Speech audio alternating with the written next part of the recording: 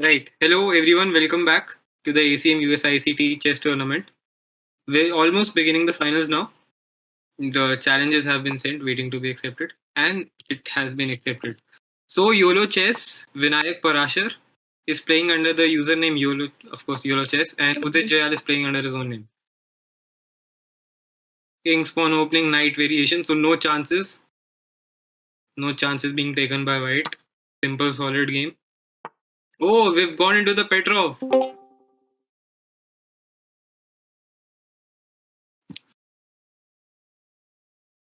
I reckon that Black must have prepared Petrov. Otherwise, Petrov is a tricky opening to play.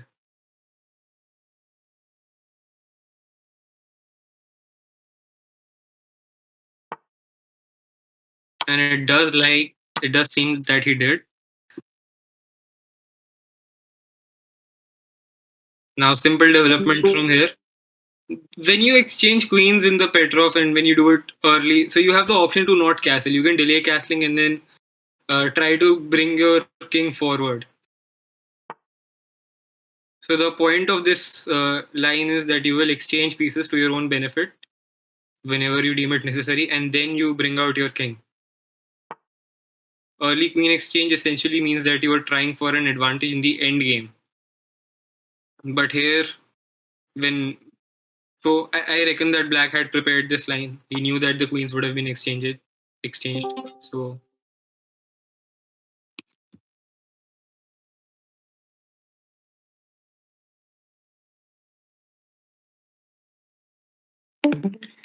bishop to b4 played to paralyze the pawn on the d pawn, but now White just castles. Probably not the most accurate move by Udit. It doubles the pawns, but it gives a huge advantage in the center. Now d4 may be pushed, and then White will just say that, you know what, I have a great center. I have my pieces developed. My dark square bishop is just waiting to get out in the open. And as soon as he does that, the rooks will be connected. The king is castled as well. So yeah, but still no worries for Black either. Black will look to bring out the bishop.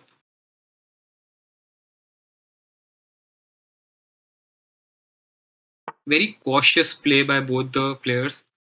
Probably the pressure of the finals is getting to them. I know it's getting to me, and I'm not even playing. Right, an early rook in the center. So just saying that, you know what, I'm not going to wait to develop my bishop. I'm just going to take control of the open e file. And White blocks the open e file using the bishop, connects the rooks. Now White will try to get the rooks in the middle.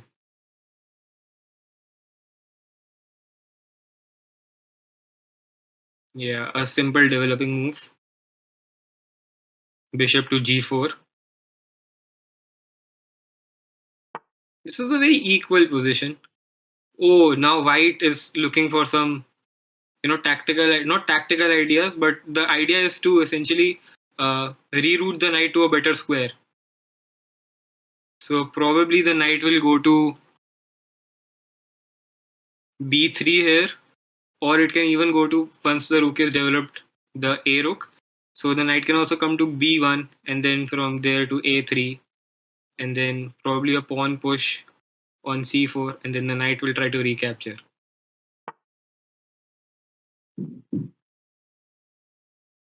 Just improving the position, not giving the b5 square to White's pieces.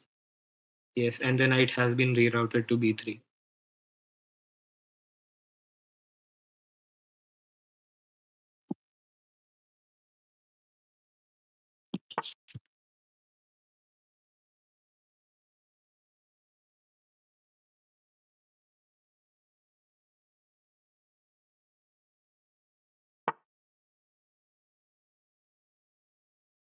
Right, knight b3, b6.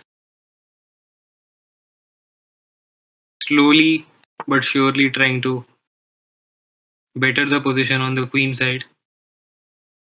One move at a time. You can almost feel the pressure that they are in. Slow moves, trying to improve the position. But in doing so, what they've done is now if the A rook of Black The rook on a8 is brought to the middle. The bishop on d3, the light square bishop of white, will be extremely active.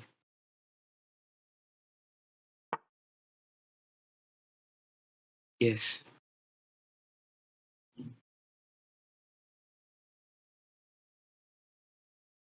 F3 was pushed. Ben Feingold would have killed YOLO chess for that, but it works at this level. And especially when the queens are exchanged, the major play is currently by the bishops and the knights. So there's not a threat of skewers and pins as much as it would have been if the queens were on the board. So f3 pushes the bishop back. Uh, right. Now bishop f2, inviting an exchange on the e file, so that once the exchange is done, white will recapture with the other rook and claim advantage in the center of the board.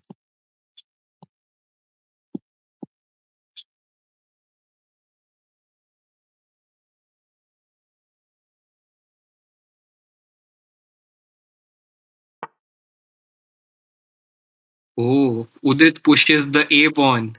He says, you know what, I'm going to let the tension simmer. I'm going to let the rooks see each other but not do anything. He just pushes the a pawn, and now the knight will have to come back to the d2 square.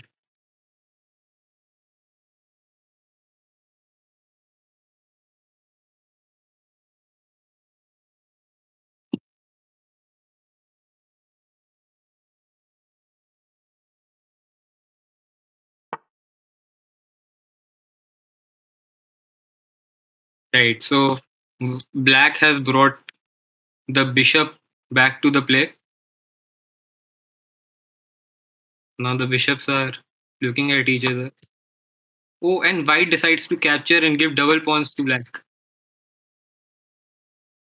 Black takes with the h pawn. Now the h file is open, but it's very difficult to muster up an attack on the h file. You have to play a lot of moves for the rook to get to the h file, and then you have to complement that attack by a piece or two on the from the queen side, which is difficult, especially when white's own h pawn is still in place. So I think that those series of moves benefited black.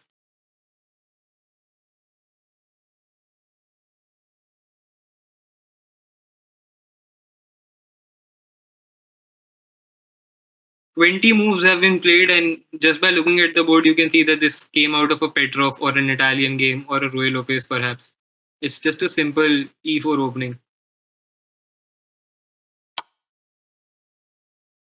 King's Knight, probably. Yeah. Uh, Perhaps not the most accurate trade, and perhaps not the accurate. Okay, so yeah, that rook had to be taken by the knight. Otherwise, the c7 pawn would have fallen because the bishop is eyeing that square. What the bishop on g3 is doing, it's paralyzing black's pieces. The bishop is on a very strong diagonal and it's unopposed. It's two knights against a bishop and a knight. So the bishop will mostly be unopposed because there is no other dark square bishop on the board. Both players have a set of doubled pawns. White was trying to reroute the knight to b5, but that has been now stopped by black. Black played knight a7, now defending the b5 square.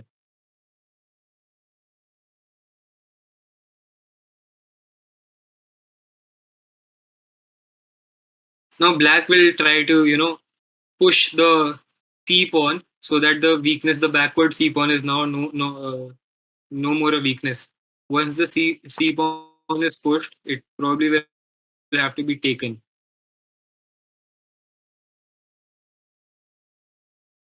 Right. So by playing rook to b1, what white has done is white is not allowing black to push the c pawn, because just if black decides to push the c pawn, the b pawn falls.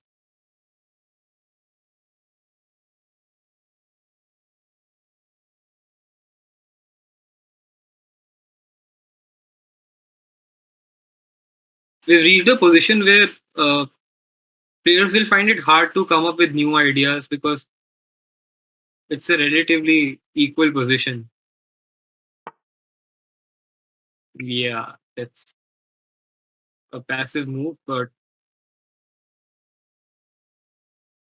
when you start seeing passive moves on the board, you can see that there's probably not much of a. Okay, so inviting a knight trade. Probably rook to b4 would have been better, just trying to capture the a4 pawn. But now the knights are exchanged, and rook to b4 is still a possibility, and it's very hard to defend that square. Oh, now it's easy. Now it's extremely easy. We may see an exchange of rooks here. We may see an exchange of rooks here because bishop will take the rook, and then the other rook will be taken by black's pawn on c5, c6. Okay, and in doing so, what white does is white just takes an extra pawn. Yeah. Now I don't think black is any than to take c pawn.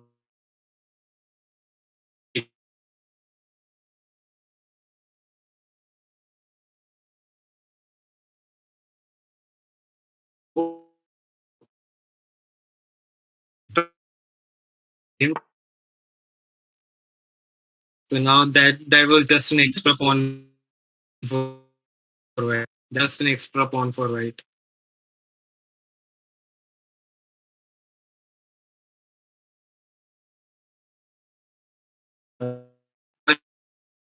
The cat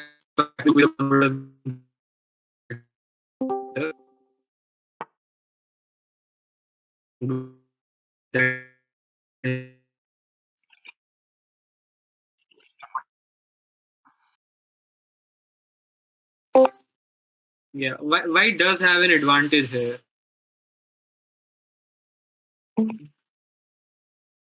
White has an advantage. I think the move here is rook to a8. c8 works, but what do you play after king to d7? You have to go rook to a8. King d7 and rook to a8 has to be played.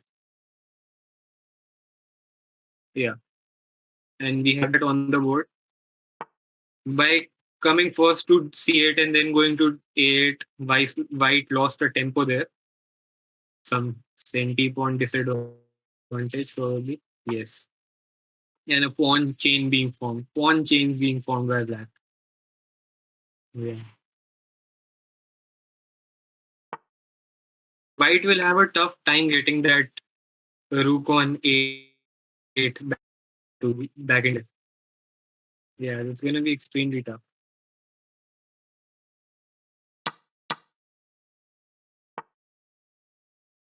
Yes. Extremely tough. The position should be equal now because earlier it was two knights against a knight and a bishop. Now we have knight and a bishop, but the pawn structure is such that the bishop, even though in endgames bishop versus knight,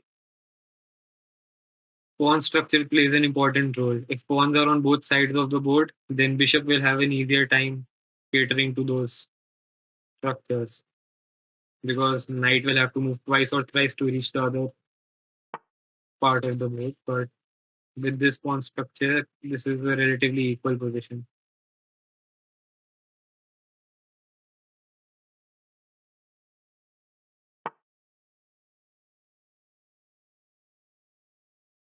The rook needs to be brought back to white's half of the board. The rook will do nothing then. You just have to save that pawn, the c6 pawn. That can be done through I would play, I think, king to d7. Yeah, king to d7 is on the board. And a pawn push probably g5.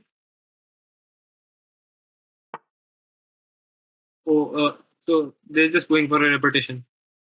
It seems that black is happy getting a repetition and going and getting a draw with the black pieces. And then black will try to push with the white pieces in the next game. Just a reminder of the format. This match, the final match, is of 2 games, 10 minutes each, no increments. Yeah, see, so now white is in a thought because black is very happy repeating the moves, getting into a threefold repetition. But again, white, when I have Parashar YOLO chess, with the white pieces, you always want to push for an advantage. There is no advantage in the position, but white will always have the first move. Yeah, and black has repeated the move and has also offered a draw. So he's looking for a threefold repetition and a draw by agreement, both. And I think it's extremely hard for white to decline it. White may be able to play rook to h8, but then the knight on c4 is extremely strong. And with the knight jumping spaces as it does, it's very hard to counter the knight. The knight cannot be pushed away because white does not have a b or a d pawn. The d pawn has been extended and the b pawn was used to capture on c3. So the knight is just a monster knight. It cannot be pushed away. It's catering a lot of squares. Yes, and we see a draw. We see a draw. Yeah. So it was an equal position throughout the game. Not much. I don't think white will be happy because white is definitely the higher rated player. White is rated around 1750.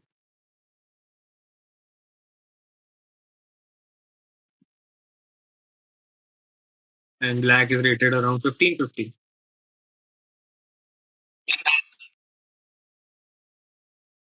Playing with the white pieces, you're always trying to get an advantage. The advantage wasn't there. Yeah. So white probably would not be as Guys, happy please rematch. going into the second game. But as things stand right now, it is half point each getting into the second game. And if the second game is also a draw,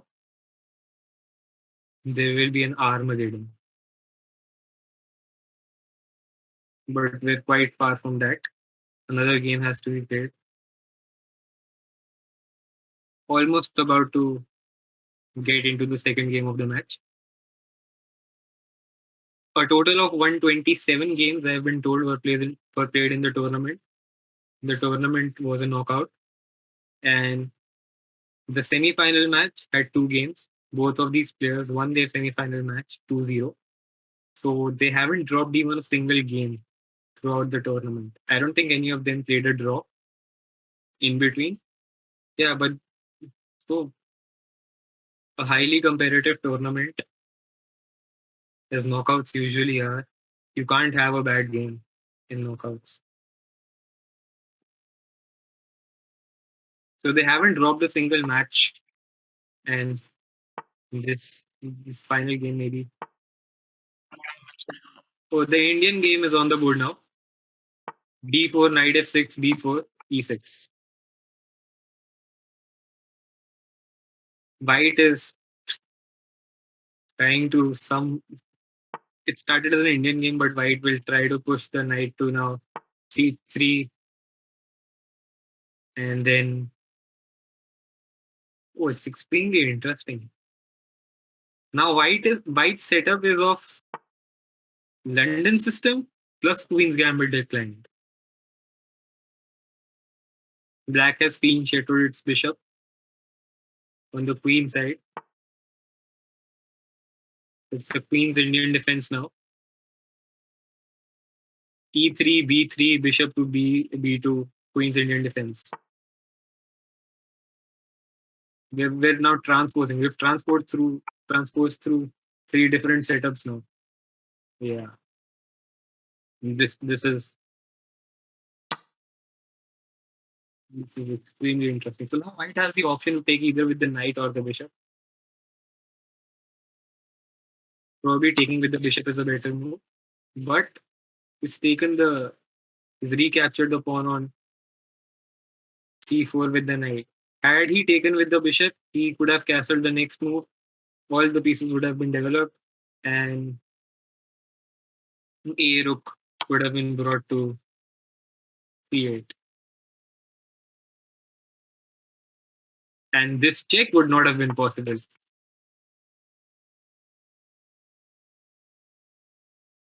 Yeah, that's just a tempo loss. That's just a tempo loss for white. Should have taken with the bishop. In retrospect,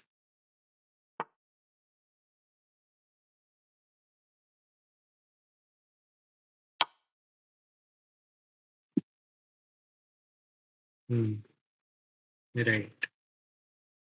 Should take with the queen. The recapture should be made by the queen.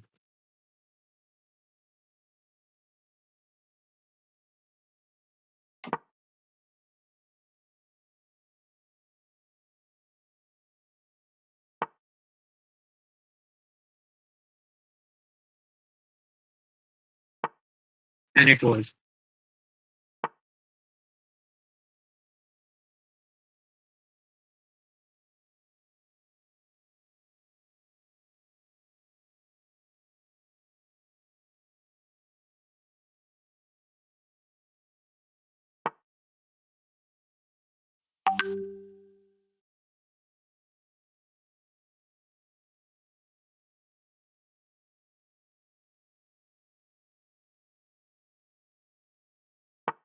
Right. Simple developing moves.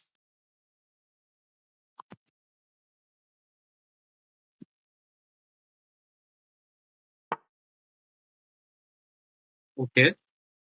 Interesting. Perhaps just moving the knight back would have been easier for black.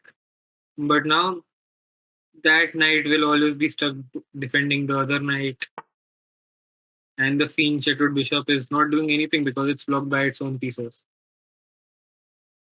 And a very good knight move by white. What it does is it says that now my knight is in the middle. It's controlling so many squares.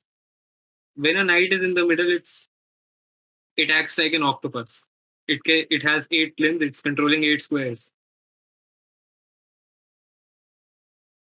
The knight on e5 is controlling 8 squares, whereas black's knights are just trying to defend each other. A very risky pawn push by black. It's a risky pawn.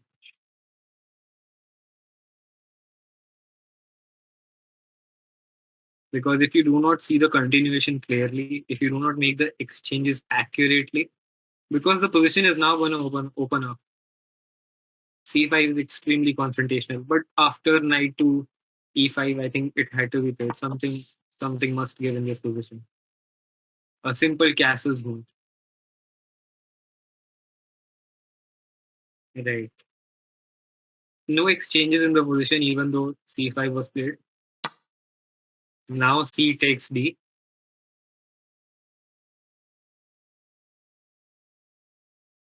C takes d, and you have a feeling that this is just an equal endgame if the exchanges are made now.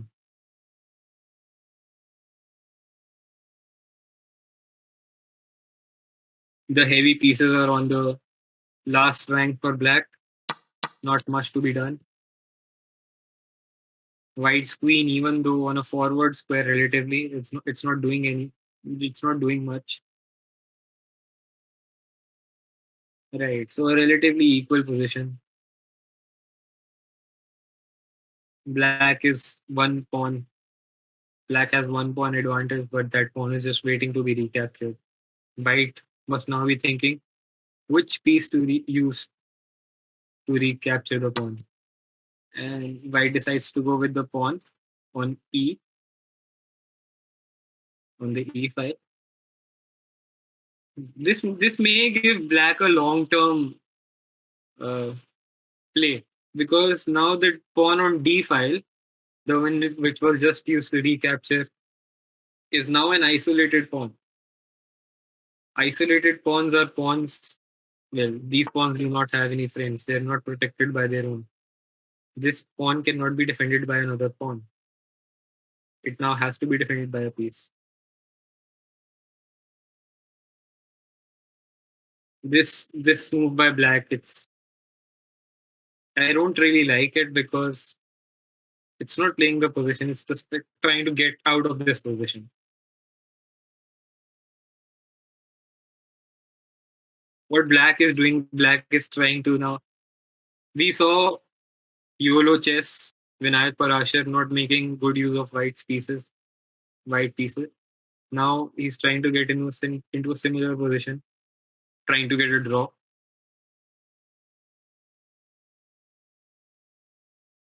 And play the Armageddon, it seems. I think we'll have a toss for the Armageddon. Oh, extremely interesting. Extremely interesting. This is a brave move. I don't think it gives anyone a certain advantage, but it's a brave move because you have to calculate it thoroughly. And to be played in the final game of the finals. Yeah, it's the second game of the finals. It's a very brave move. And the correct move, it seems, because now all the exchanges are happening. All the exchanges are now happening. Yes. We've reached an end game where it's two bishops against a knight and a bishop. And even though white retains the bishop pair, there's nothing, to attend any weaknesses in black.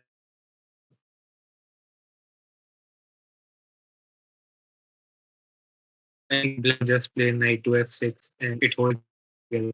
Knight to f6, and you also defend the h7 square, which the white's light square bishop is now extending. Yeah, and knight to f6 has been taken. We've reached an end game which is equal. But with end games have a tendency.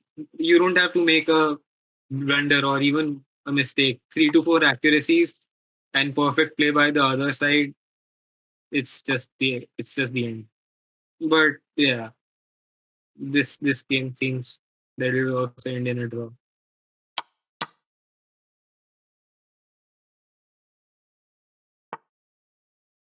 Right. So white decided to exchange the dark square bishop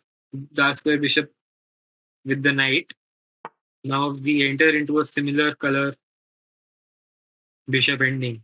White also retains the light square bishop, and black also retains the light square bishop.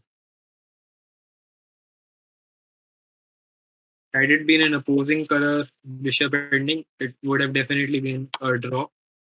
I don't expect these players, they reach the finals, to make blunders of that sort. But this is a light square bishop confrontation now, and this can still be tricky.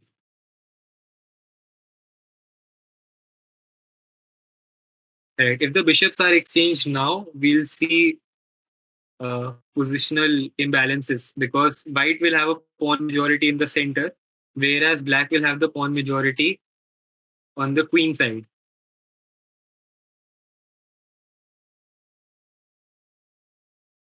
So black, I think, understands this and decides not to go with the bishop exchange. The bishops are just waiting to capture each other, but the players are not interested. The bishops are, it seems. Yeah, this seems like a drawish position. G4, G5, A3, H3, sorry, H3 now.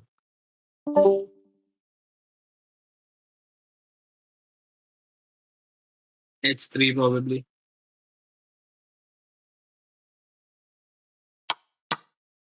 Okay, bishops now exchanged. bishops exchange in such fashion that the pawn structure in this is a dead drawn endgame. This is a dead drawn endgame. No side has any pawn majority. Three pawns on the king side, two pawns on the queen side. Each king's ideally positioned to protect both the sides. Yeah, this must be a draw. So we may have an Armageddon to conclude the final. It's interesting because I think the correct move here, if I'm not wrong, the best move or the easiest best move, because chess has a lot of alternatives, was b4 by white. h3 can be played anytime. That was never an issue. But if you had played b5, that would have ensured a draw there and then, because black was not in a position to move any pawns. Now black may try to. If black wants a draw, then b5. If black is visually thinking, then a5. And black is visually thinking. It is a5.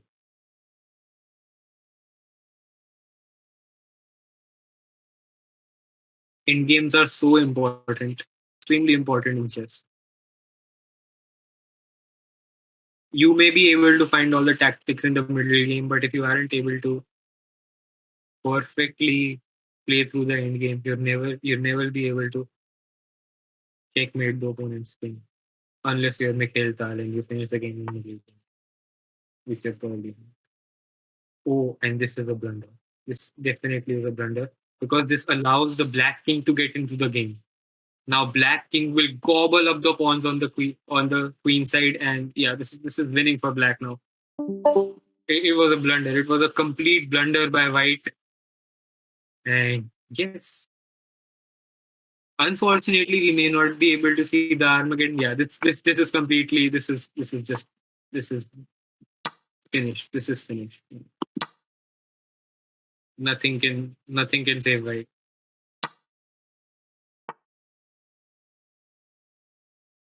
Nothing can save white. It's fine.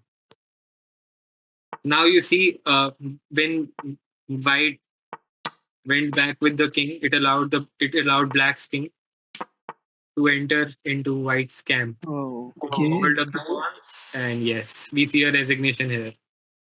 Whoa. We have a winner. The finals have ended. We have a winner. YOLO Chess Vinayak Parashar is the winner of the ACM USICT Chess Tournament 2021.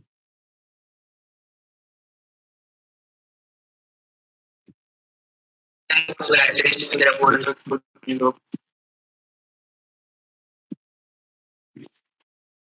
It was a drawn end game, but then white just made the biggest blunder. Not in terms of accuracy, but just in terms of what it cost white.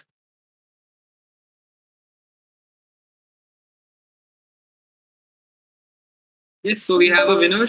It's Vinayak Parashar, YOLO Chess.